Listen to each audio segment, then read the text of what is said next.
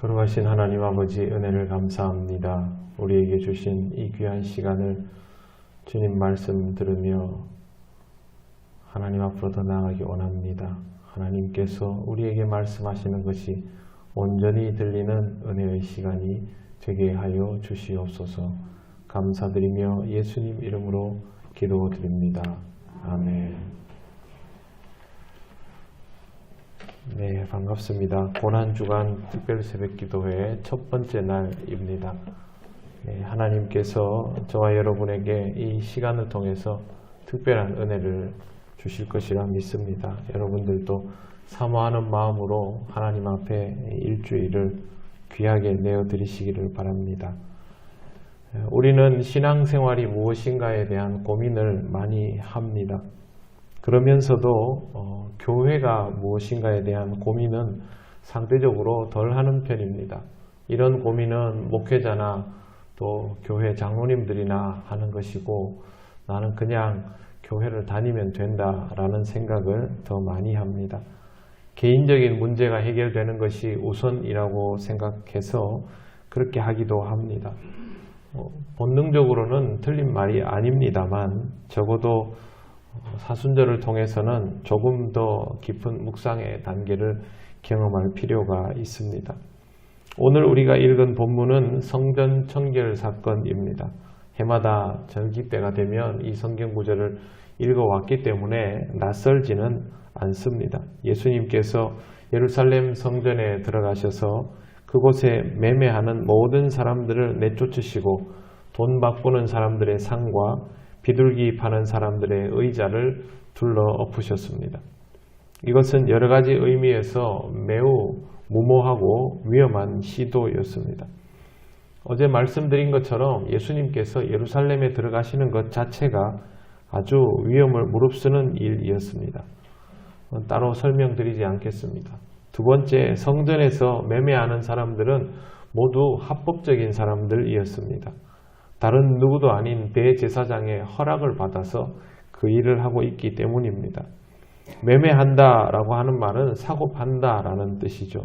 그들이 사는 것은 돈이 될 만한 것들입니다.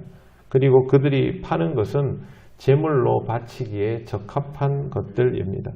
예루살렘으로 순례 오는 사람들이 아무리 정성 들여 제물을 준비하더라도 예루살렘 성전에서 직접 구입할 수 있는 것보다 신선도나 여러 가지 위생이나 이런 면에서 더 나을 수가 없습니다. 그렇기 때문에 순례자들의 편의를 제공하기 위해서 성전 측에서 순례자들을 배려하려고 이렇게 만들어 놓은 것입니다. 이 시대에 화폐가 없었던 것도 아니고, 화폐가 있다면 내가 돈을 모아 가지고 그걸 그냥 간편하게 들고 와서 성전 안에 와서 제물로 바꾸면 제일 신선도가 좋은 최상급 제물을 구할 수 있는데, 뭐하러 굳이 먼 갈릴리에서 또 다른 먼 지역에서 그렇게 제물을 들쳐매고 올 리가 없지 않겠습니까? 그러니까 한마디로 말해서 성전이 서비스를 제공한 것이죠. 우리나라 초대형 교회들에 가면 그 안에 현금 인출기가 있습니다. 교회가 알아서 이제 비치를 해 놓은 것이죠. 교인들이 11조 같은 걸 들고 올 때 부담스럽게 챙겨오지 않고 교회에 와가지고 현금 인출기에서 바로 인출을 해서 헌금을 할 수 있도록 그렇게 서비스를 해 놓은 것입니다. 다들 편의를 위해서 그렇게 하는 것이죠. 비둘기 파는 사람도 마찬가지입니다. 유대인들이 하나님 앞에 제사 지낼 때 조금이라도 마음의 정성을 더 표현할 수 있도록 배려한 일인데, 신앙생활이 이게 전혀 문제될 것이 없다라는 것이 유대 사회의 통념입니다. 그런데 또 하나 보면 이 일은 유대 사회에서 굉장한 이권 사업입니다. 유대인들은 누구나 다 순례자일 수밖에 없고 하나님 앞에 지정한 날이 되면 전부 제물을 바치는 상황인데, 그러면 이 일을 대제사장으로부터 허락받은 사람은 굉장한 부를 누릴 수밖에 없는 것이죠. 대제사장도 이 일을 통하여 자신에게 이권이 돌아올 가능성이 높고, 실제로 부패한 이 유대의 종교사회는 이런 일들이 엄연히 존재했습니다. 사람들은 이렇게 생각할 겁니다. 나는 수익이 보장돼서 좋고 예루살렘 성전도 경제적으로 든든해져서 좋고, 나도 좋고 하나님도 좋고 성전도 든든해지고, 그러면 다 된 것 아니냐, 그렇게 받아들인 것입니다. 하지만 이것은 예수님께서 취하신 태도를 보면 하나님을 속이고 자기 자신을 속이는 일이었습니다. 상태 좋은 재물이 정성이 들어간다라는 평가를 내리는 것은 하나님과 그 사람의 사이를 오해하는 것입니다. 하나님께서는 그 사람이 바치는 재물의 상태를 보고 그 사람의 진심을 보시는 것이 아니라 그 사람의 진심을 보고 그 사람이 바친 재물을 가치 있게 여겨주시는 분이기 때문에 이것이 절대 뒤집어져서는 안 되는 일인데, 어느 날부터 뒤집어지기 시작한 것은 그때부터 기준이 하나님이 아니라 사람이 되었다라는 뜻이죠. 사람이 기준이 되는 성전은 더 이상 성전이 아닙니다. 예수님의 표현을 그대로 사용하자면 강도의 소굴이 되어버립니다. 성전이 성전다우려면 성경에 예수께서 말씀하신 그대로 기도하는 집이 되어야 합니다. 여러분, 기도하는 집은 어떤 집일까요? 기도하는 집은 하나님 앞에 마음을 다하는 집입니다. 하나님 앞에 진심을 다하는 집, 하나님 앞에 진실로 나서는 집이 바로 기도하는 집입니다. 하나님 앞에서 진심을 다하지 못한다면 어떤 것도 소용이 없다라는 것이죠. 우리가 하나님 앞에 나와 예배를 드리고 이렇게 절기 때가 되면 특별 새벽기도회를 하고, 혹은 내 마음에 또 해야 되는 일들이 있다 싶을 때 작전 기도를 하고, 그렇게 할 때 우리가 이렇게 해야 하나님이 내 기도에 응답하여 주시고, 이렇게 해야 내 신앙생활이 더 하나님 앞에 복받을 수 있다, 진심일 것 같죠? 그렇지 않습니다. 이렇게 해야가 아니라 내가 하나님을 만나야만 할 수 있다. 내가 하나님을 만나야만 살 수 있고, 내가 하나님을 만나야만 내 인생이 바뀔 수 있다라는 절박함이 있어야 그게 진심이 되는 것이죠. 제가 여러분들에게 이 새벽기도회를 함께 합시다 라고 말씀을 드리는 것은 특별한 절기이기 때문에가 아닙니다. 그래서 제가 여러분에게 특별함이라는 말을 저는 별로 좋아하지 않습니다 라고 한번 그렇게 언급했던 적이 있습니다.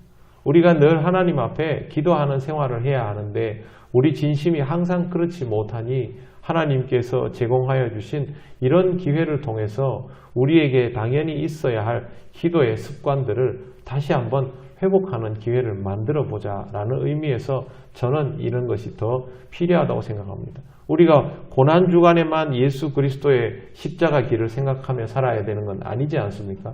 평소에도 항상 예수 그리스도의 십자가를 생각해야 되지 않습니까?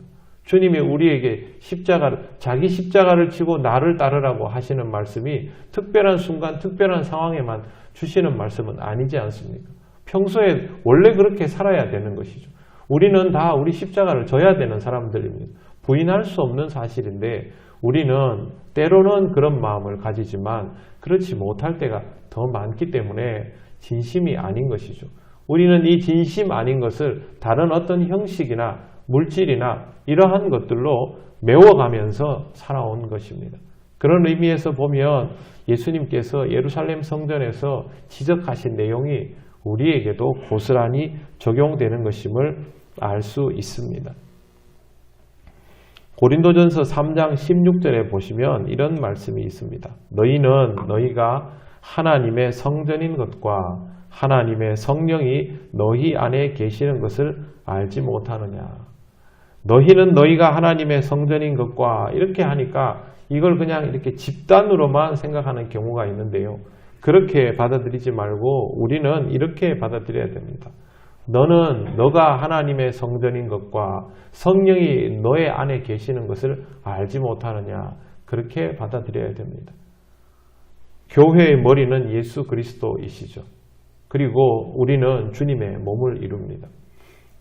다 합쳐서 주님의 몸을 이루기도 하지만 우리 각자가 주님을 안에 받아들이기 때문에 우리들 개인이 곧 주님의 몸이기도 합니다. 즉 우리가 바로 성전인 것이죠.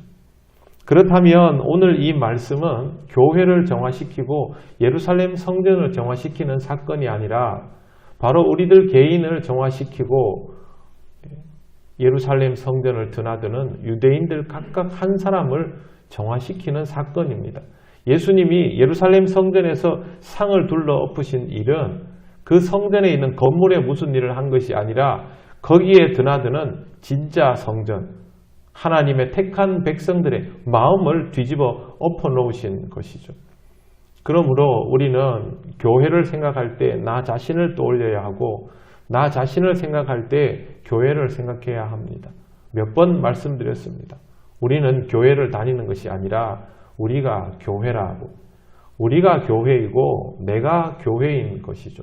교회가 건강해지고 교회가 갱신되고 교회가 정화되어야 하는 것이 아니라 내가 건강해지고 내가 갱신되고 내가 정화되어야 하는 것이죠. 하나님께서 우리에게 오늘 말씀하여 주시는 것은 바로 이것입니다. 먼저 나 자신이 교회인 것을 깨달아야 합니다. 인정하고 받아들여야 합니다. 그러면 너무 부담스러워진다라는 생각을 할 수밖에 없습니다만 이것은 거룩한 부담입니다. 거룩한 부담은 절대 우리를 해롭게 하시지 않습니다. 하나님께서 이렇게 예루살렘 성전을 엎으시는 이 사건을 통하여 유대인들에게 해를 끼치십니까? 전혀 그럴 수 없지 않습니까? 유대인들은 이걸 보면서 왜 저런 행동을 했을까? 그러면서도 이면에 도대체 여기에는 무슨 의미가 있을까라는 생각을 할 수밖에 없는 것입니다. 우리도 이 말씀을 보면서 예수님께서 이렇게 하신 이유들을 내 마음속을 들추어 보면서 깨달아 나갈 필요가 있습니다. 낱낱이 들추어내면 끝도 없이 부족한 것이 우리의 인생입니다. 그러나 이것이 하나님께 온전히 드려지려면 더러움이 가득한 강도의 소굴을 회칠한 무덤처럼 위장하면서 있는 것이 아니라 정말 하나님께 기도하는 집으로 만들어야 합니다. 우리 자신이 하나님 앞에 기도할 수 있는 사람들이 되어야 하는 것입니다. 사순절과 고난주간의 신앙 묵상은 내가 교회라는 것을 받아들이는 데서부터 시작해야 할 것입니다. 그것이 머리가 되시는 예수님을 인정하는 것이고 내가 비로소 나다워지는 일입니다. 주님과 온전히 연결된 사람에게 주님과 더 연결되기 위한 무언가가 따로 필요하지 않습니다. 여러분, 이 시간을 통해서 내가 주님과 얼마나 연결되어 있는가를 잘 생각해 보시고 혹시나 그것이 희미해져 있다면, 약해져 있다면 주님과의 연결을 더욱 든든히 해 나가시기를 바랍니다. 여러분 자신을 하나님께 내어드리면 여러분이 다른 것을 더 내어드릴 필요가 있습니까? 없지 않습니까? 하나님께 나를 내어드리는 것이 신앙생활의 진면목입니다. 이번 고난주간을 통하여 주님을 더욱 깊이 헤아리기 위해서 조금이라도 주님의 마음을 이해하기 위해서 이 자리에 나오셨을 겁니다. 그러면 제일 먼저 주님이 둘러 엎으신 것이 교회가 아니라 내 마음이라는 것을 먼저 생각하시고 여러분의 마음을 주님 앞에 고스란히 열어서 다시 한번 주님을 받아들여가는 귀한 은혜의 시간이 되도록 하시기를 바랍니다. 네, 기도드리겠습니다. 하나님께 가장 먼저 이걸 인정하며 이 주간을 시작하면 좋겠습니다. 하나님 아버지, 내가 교회인 것을 인정합니다. 나를 정화시키시는 주님의 손길을 두려움 없이 믿음으로 받아들이게 하셔서 주님과 함께 정말 기쁨의 삶, 새로운 삶을 시작하는 내가 또 우리가 되게 하여 주시옵소서. 우리가 교회인 것을 깨닫게 하시고 항상 하나님의 뜻을 귀담아 듣는 기도하는 집이 되게 하여 주시옵소서. 다 같이 기도드리겠습니다. 아버지 하나님, 은혜를 감사합니다.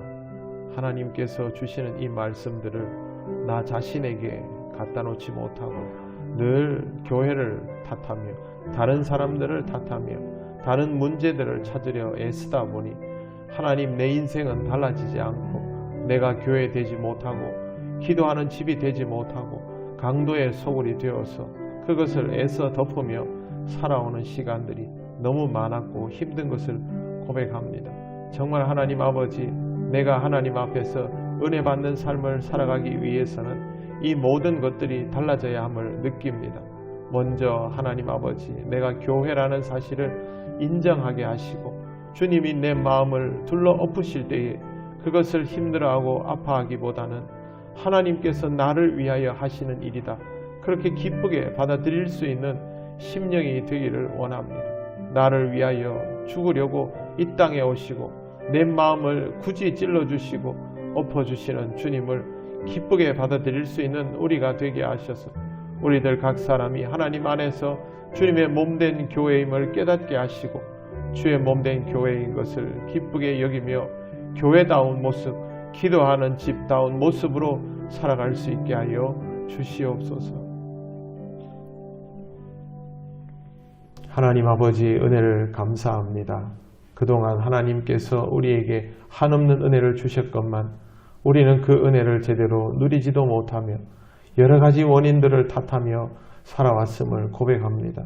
모든 일들이 내가 교회인 것을 받아들이지 않고 교회를 통하여 내 삶에 무언가 좋은 일이 있기만을 바랬기 때문이 아닐까, 그런 생각이 이 말씀을 읽을 때마다 듭니다. 아버지 하나님, 내가 교회인 것을 다시 인정하고 받아들이게 하여 주시고 주님 내 마음에 들어오셔서 내가 지키려 하는 삶을 다 둘러 엎으실 때에 그것을 힘들어하고 아파하기보다는 기쁘게 받아들여가는 삶이 되게 하여 주시옵소서. 강도의 소굴로 지내면서도 아닌 채 하는 그런 인생이 아니라 정령 기도하는 집다운, 기도하는 사람다운 그런 모습이 우리에게 회복되기를 원합니다. 주님 앞에 더욱 기쁘게 나아오는 심령이 되게 하여 주셔서 주님과 소통하며 주님을 통하여 은혜 받고 주님을 통하여 기쁨을 누리는 회복되는 우리들 자신이 되게 하여 주시옵소서. 하나님, 우리의 삶이 정령 기도하는 집다워져서 하나님 앞에 언제나 구하고 똑바로 들을 수 있기를 원하며 우리가 함께 모일 때 주님의 몸된 교회가 온전히 이루어짐을 믿습니다. 하나님, 이 기간 동안 하나님 앞에 우리의 삶이 더욱 내려놓아지기를 원하오니 하나님 은혜 주셔서 온전히 기도할 수 있는 우리들이 되게 하여 주시옵소서. 감사드리며 예수님 이름으로 기도드립니다. 아멘. 우리 주 예수 그리스도의 크신 은혜와 하나님 아버지의 놀라우신 사랑과 성령님의 교통하시고 인도하여 주심이 주님이 지적하시는 내 삶을 기쁘게 받아들이고 교회다운 모습으로 기도하는 집답게 그렇게 주님과 온전히 연결되어 살아가기를 원하는 이 시간 예배하는, 이 시간 기도하는 권속들 위해 영원토록 함께 하시기를 간절히 축원하옵나이다. 아멘.